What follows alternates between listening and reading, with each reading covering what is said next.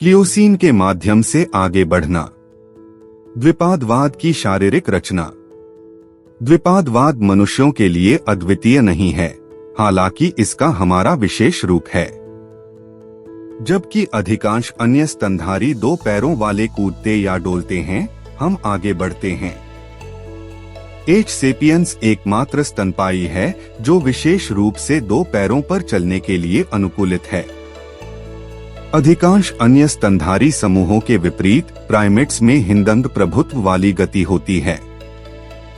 तदनुसार मानव द्विपादवाद मूल arboreal primate body plan से एक प्राकृतिक विकास है, जिसमें हिंद अंगों का उपयोग चलने के लिए किया जाता है और भोजन और आराम के दौरान सीधा बैठना आम है। सीधी मुद्रा की दिशा में प्रारंभिक परिवर्तन संभवतः लंबे समय तक चलने और दौड़ने की तुलना में खड़े होने, पहुंचने और बैठने से अधिक संबंधित थे।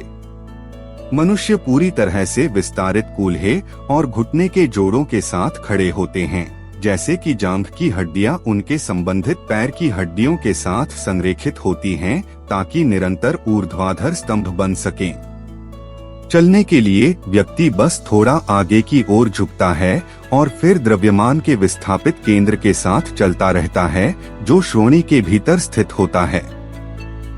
मानव के निचले अंगों की बड़ी मांसपेशियां हमारी गति को शक्ति प्रदान करती हैं और व्यक्ति को बैठने और बैठने की मुद्रा से उठने में सक्षम बनाती हैं। शरीर का द्रव्यमान श्रोणि, जांघों और पैरों के माध्यम से एड़ी, पैरों की गेंदों और पैर की उंगलियों तक स्थानांतरित होता है। अपनी जगह पर खड़े रहने के लिए उल्लेखनीय रूप से बहुत कम मांसपेशियों का प्रयास खर्च किया जाता है। दरअसल जब हम स्थिर खड़े होते हैं तो हमारे बड़े नितंब, जांघ की अगली मांसपेशियां और पिंडली की मांसपेशियां वस्तुतः अप्रयुक्त होती हैं। मांसपेशियों के संकुचन के बजाय मानव द्विपाद रुख जोड़ों के निर्माण के तरीके और रणनीतिक रूप से स्थित स्नायुबंधन पर अधिक निर्भर करता है, जो जोड़ों को स्थिति में रखते हैं। सौभाग्य से पेलियोएंथ्रोपोलॉजिस्टों के लिए कुछ हड्डियां नाटकीय संकेत दिखाती हैं कि किसी दिए गए होमिनिन ने खुद को कैसे आगे बढ़ाया, और स्थलीय द्विपादवाद को बाध्य करने के अनुकूलन ने होमिनिन और महान वानरों के बीच उल्लेखनीय शारीरिक अंतर पैदा किया। इन अंतरों को जीवाश्मों में आसानी से पहचाना जा सकता है, विशेषकर श्रोणि और निचले अंगों के जीवाश्मों में। यद्यपि हम द्विपाद हैं, हमारा श्रोणि चतुर्पाद प्राइमेट्स की तरह उन्मुख है।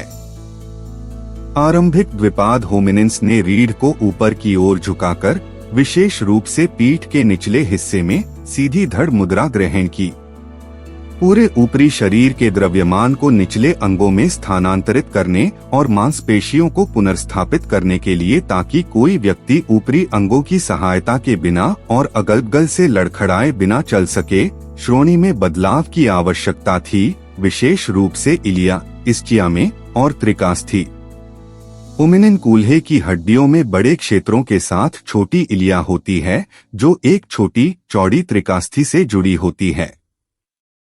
इसके विपरीत ग्रेट एप कूल्हे की हड्डियों में छोटे त्रिक जोड़ वाले क्षेत्रों के साथ लंबी इलिया होती है, और महान वानरों की त्रिकास्थी लंबी और संकीर्ण होती है। प्राइमेट्स के बीच मानव श्रोणि इस मायने में अद्वितीय है कि इलिया आगे की ओर मुड़ा हुआ है, ताकि आंतरिक सतहें बगल में संरेखित होने के बजाय एक दूसरे का सामना करें, जैसा कि वानरों और अन्य चौपायों में होता है। घुमावदार इलिया कूल्हे के जोड़ के किनारे पर कुछ ग्लूटल मांसपेशियों को स्थित करता है, जहां वे एक कदम के दौरान पैर आगे की ओर झूलते हुए श्रोणि को स्थिर करते हैं। यह विशेष तंत्र हमें आसानी से चलने की अनुमति देता है, केवल श्रोणि के मामूली उतार चढ़ाव के साथ और ऊपरी शरीर के अगल-बगल की गति के बिना। मनुष्यों में छोटी इस्चिया होती है, जो हैमस्ट्रिंग मांसपेशियों की त्वरित गतिविधियों को सुविधाजनक बनाती है, जो कूल्हे के जोड़ पर जांघ का विस्तार करती हैं, जबकि महान वानरों में लंबी इस्चिया होती है, जो उन्हें पेड़ों पर चढ़ने के लिए शक्तिशाली कूल्हे का विस्तार देती है। विशिष्ट रूप से मानव जांघ की हड्डी लंबी होती है और उसका सिर बहुत बड़ा गोलाकार होता है और गर्दन छोटी गोल होती है, घुटने पर एक प्रमुख पार्श्व रिज उस खांचे को दबाती है जिसमें घुटने की टोपी स्थित होती है। फीमर घुटनों की तुलना में कूल्हों पर अधिक दूर होते हैं और घुटनों को एक साथ पास रखने के लिए मध्य रेखा की ओर झुके होते हैं। यह कोण मानवविज्ञानियों को द्विपादवाद का निदान करने की अनुमति देता है, भले ही जीवाश्म केवल फीमर के घुटने का अंत हो।